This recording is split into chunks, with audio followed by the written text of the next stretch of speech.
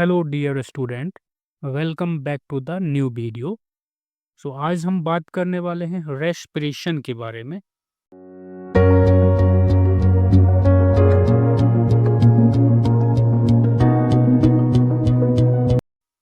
Respiration ये होता क्या है? रेस्पिरेशन एक ऐसी प्रक्रिया है या प्रोसेस है जिसके थ्रू हमारी बॉडी की सेल्स फूड से एनर्जी प्राप्त करती है, यानी फूड से एनर्जी में कन्वर्ट होती है। ये एनर्जी हमें चलने में, बोलने में, सोचने में, इवन जीने के लिए भी ज़रूरी होती है, एसेंशियल होती है। ये रेस्पिरेशन की प्रोसेस होती कैसे है?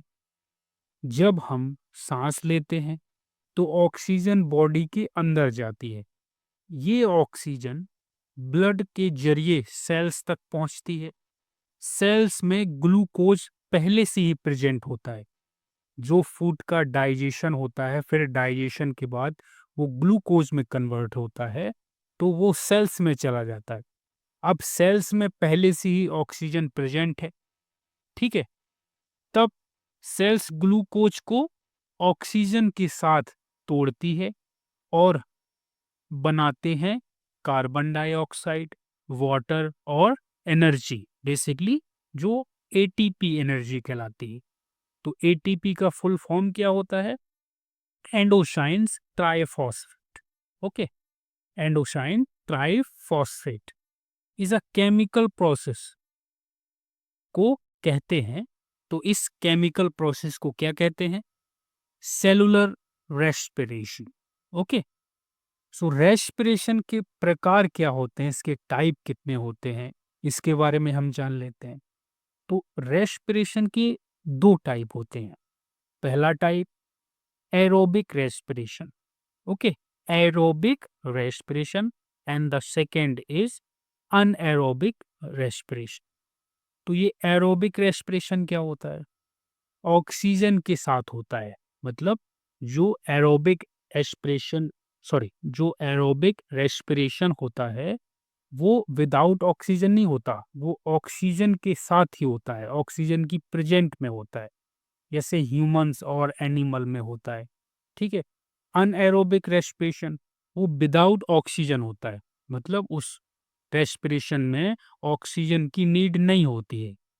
ये कुछ बैक्टीरिया और ईस्ट में देखा जाता है बेसिकली, ठीक है? और जब जब ह्यूमन ज़्यादा एक्सरसाइज या ह्यूमन बींग्स कोई ज़्यादा एक्सरसाइज करता है तो उससे मसल डाउन होती है।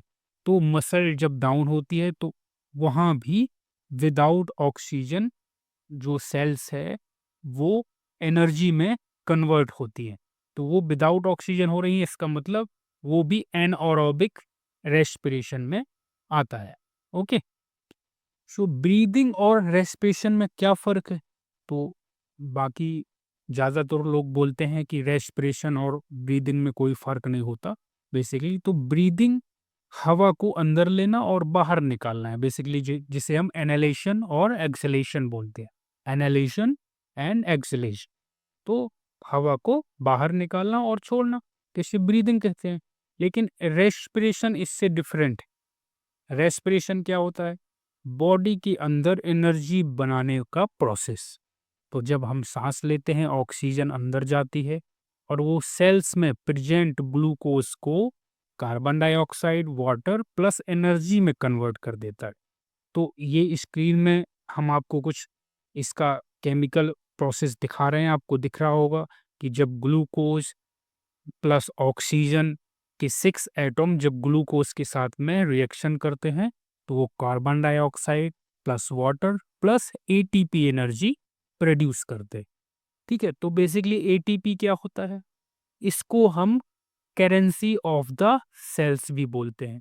जैसे हम किसी रुपए को अपने अनुसार खर्च करते हैं अपनी सुविधा के लिए या अपनी फैसिलिटीज़ के लिए, तो ये जो एटीपी होता है, ये एनर्जी जो हमारी बॉडी को चाहिए होती है, उसके अकॉर्डिंग ये एनर्जी को ट्रांसफ़र करता रहता है। इसलिए तो अब कंक्लूज़न की बात आ जाती है या रेस्पिरेशन की इम्पोर्टेंस क्या है, इसकी बात आ जाती है।